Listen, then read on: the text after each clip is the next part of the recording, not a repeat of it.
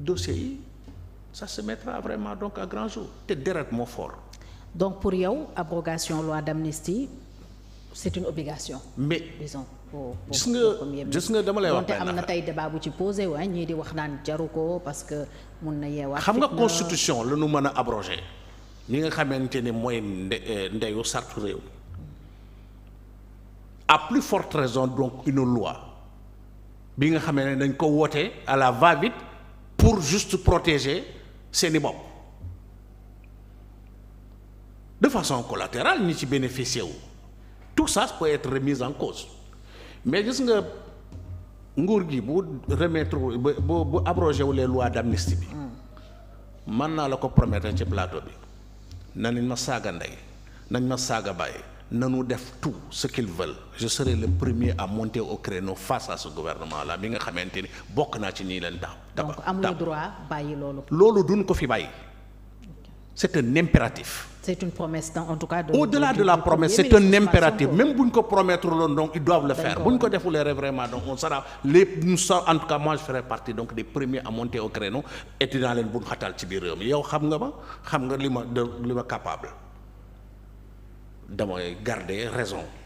mais rey ay doomu jàmbur ci maa tey ci biir Sénégal gi parce que kii day bëgg a conquérir le pouvoir le Pastef veut conquérir le pouvoir comme nous autres nous l'avons voulu aussi nga ne ñooñu duñu fi conquérir le pouvoir vraiment donc dans les règles de l'art la marche est constitutionnelle buñ ko nit ñi demander nga ne loolu du fi am. bépp manifestation du fi am et quand les gens usent de leurs droits constitutionnels pour faire de la résistance face à ton agressivité et sa incurie nga ne non léegi ce que je vais faire c'est Macky Sall qui l'a dit ici je vais vous montrer que je sais me battre et il a acheté des armes pour ça da ngeen yaakaar ni loolu c'est normal un président de la République qui se comporte comme ça un peuple te donne vraiment donc tout le pouvoir nécessaire pour que nga mën a diriger réew mi ci jàmm ak salaam nga mën leen yóbbu ci ay développement yi nga xamante ne mooy tax nit ñi mën a respirer nit ñi mën a am afia ci seen biir réew nga ne non yow daal loolu doyu la il faut que nga lekk ci seen yàpp tuur seen deret je vais dire une grossièreté tellement ça fait mal que je me pose la question est-ce qu'il n'en avait vraiment pas dans son frigo. Non, franchement.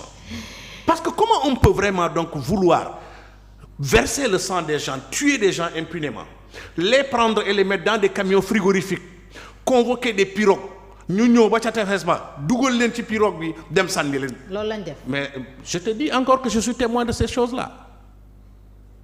kon liñ fi doon wax ne ay nit la yu lab di teer ci tefes yi. kenn teer labu ci. On les a tués, on les a mis dans des camions frigorifiques, on les a débarqués à la plage, mis dans des pirogues, attachés et on les a ñu tëmbal leen. C'est ce qui s'est passé. Encore. S'ils veulent, ils n'ont qu'à venir encore. naan dañuy porter plainte contre moi. li may wax xam nañ ko. Mais qu'est-ce qui se passe? kon xanaa peut-être loolu mooy expliquer seen agitation. Fatou, une soirée à 2h du matin. Contre la loi d'amnistie. Une soirée à 2h du matin, j'étais à la plage de Diamalaye entre donc parce que j'habite la zone. Ouais. Donc def sama zikr. C'est là que j'ai découvert ça. Mon premier instinct était de dire je vais filmer. Lañ leen embarqué. Absolument. Mon premier instinct était de dire je vais les filmer. Je me suis dit ah tiens si je le fais flash bi bu déclenché wu fii rek on peut tirer sur moi. Ouais. Donc j'observe. gis nga tànn su kii ba mbaar yooyu nga xamante ne moom la ñuy def ay grillades yi jën yeeg sipax yi. Pendant donc la journée. fa laa doon toog. J'ai été témoin de certaines choses. Témoin oculaire. Maintenant non documenté. Nous avons le droit de le dire. Des contres qui ont accosté, on les décharge carrément comme si c'était de la viande quoi. Donc waa Seras di décharger. Yi ngeen dugal ci gaal. Et les hors-bords là donc ont été allumés, ensuite ils sont partis. C'est pas sérieux. Fatou, quand on gère un pays, la première chose qu'on gère, ce sont les personnes, les êtres humains et leurs biens. soo fonkulee doomu aadama ne leen yéen a ma fal sonn naa ci seeni mbir mënatuma delloo naa leen seen lenge nga dem sa yoon jéggalu.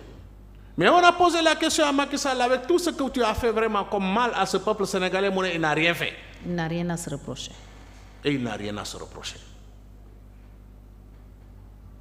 Donc comme il n'a rien à se reprocher, tout ce qui s'est passé sous son magistère, eh bien donc on doit l'amener vraiment donc devant les tribunaux et que cela passe.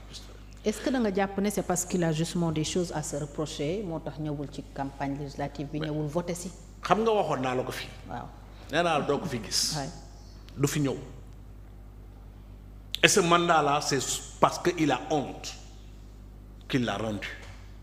Mais c'était fait à dessein pour que cela puisse vraiment donc le protéger, parce qu'il y a une immunité parlementaire. Mais est-ce que tam c'était pas une manière un peu de booster quoi son parti, qu'est-ce sa coalition? Qu'il pouvait booster? Mais ça, c'est la pire connerie que Macky Sall a fait. Donc su ko jiite politiquement woon parlant, peut-être APR ak kii ils auraient eu plus sans Macky. Mais ils auraient pu avoir peut-être un peu plus que ça. Mais nit ñi dañu jéppi Macky Sall bañ ko finalement ci jëfam yi ci waxam yi ak lépp li nga xamante ne def na ko fi globalement dans ce pays. xam nga limoon naa la fii ba nit ñi di wax son bilan matériel ma ne leen seen bilan matériel tu prends les 10 doigts donc de la main tu peux les compter en 12 ans de présence tu peux les compter sur les 10 doigts de la main te limoon naa la ko fii te mënoo ma woon teg keneen leneen ci kaw loolu c'est clair. Donc ça veut dire que en 12 ans yow daal 10 actes moins de 10 actes moom nga posé ou tout au plus 10 actes. Donc at bu ne ak milliards yi nga xamante ne da nga koy dem lebi ci benn acte global ngay posé parce que yeneen yi moom c'était des choses nga xamante ne dañ fi nekk di nga fay salaire di nga fay tout ce qui est fonctionnement c'est normal.